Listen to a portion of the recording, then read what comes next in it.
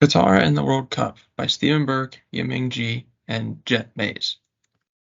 So what our event is about. The three of us decided that we were going to cover a current topic and decided to pick the World Cup, which is currently being hosted by Qatar this year. In this presentation, we will cover three major aspects, them being, first off, how the World Cup affects Qatar's economy. Secondly, the history of Qatar and of the World Cup.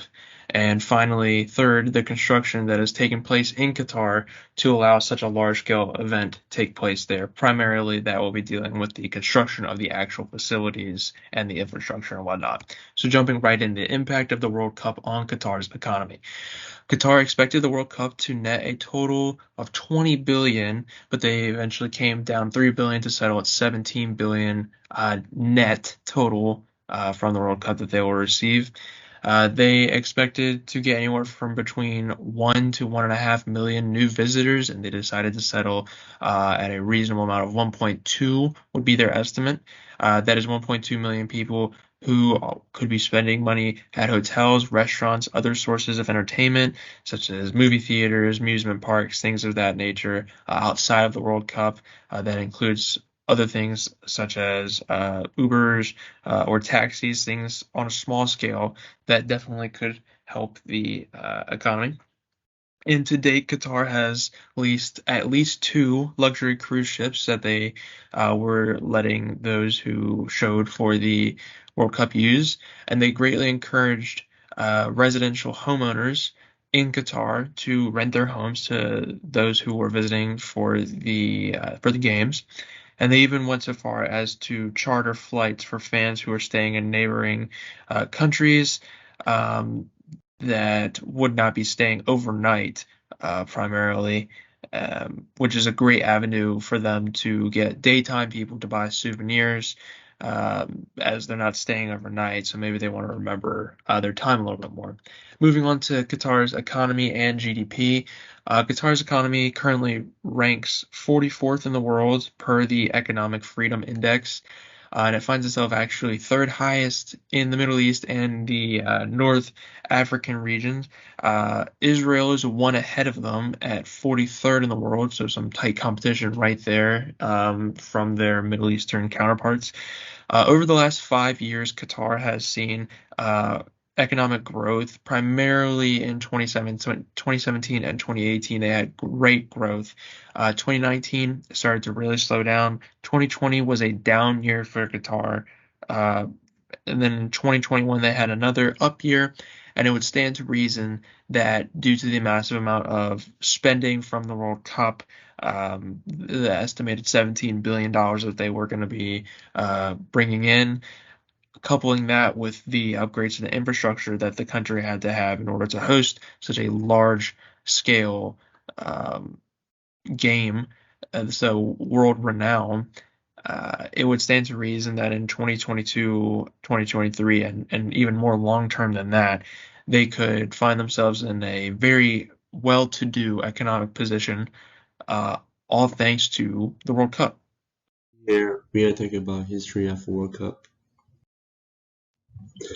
Jules Rimet. In 1921, Jules Rimet was chairman of FIFA. He proposed to hold a football competition of the world and invite the best team in proposal. In 1928, FIFA conference held every 4 years the World Cup proposal to 25 vote then 5 result. FIFA has established more than 20 years to finally have a representative event. The first time of World Cup in 1929, FIFA has decided to leave the World Cup in Ukraine, and on one hand, the South American country was a top football power to Olympic gold medal in football. The government's commitment to set World Cup stadium pay for all the participating teams at the same time, the travel, food, hotel, like that. The first step was difficult because the recession, Europe country would not be able to go into Uruguay and to complete. Although the chairman was trying so hard to work on that, but only four European countries were able to send their team to the World Cup. And at the end, the first World Cup finished with only 13 teams, include 8 South American national teams, no Asians, no African teams, and few Europe teams. But it was a big movement that made the dream of the father of the World Cup come true. Big movement for World Cup after the successful founding in 1930. FIFA held a World Cup twice in 1934 and 1938. The 1938 tournament was held in France. 35 teams entered the competition, and the final 14 was determined through qualified. And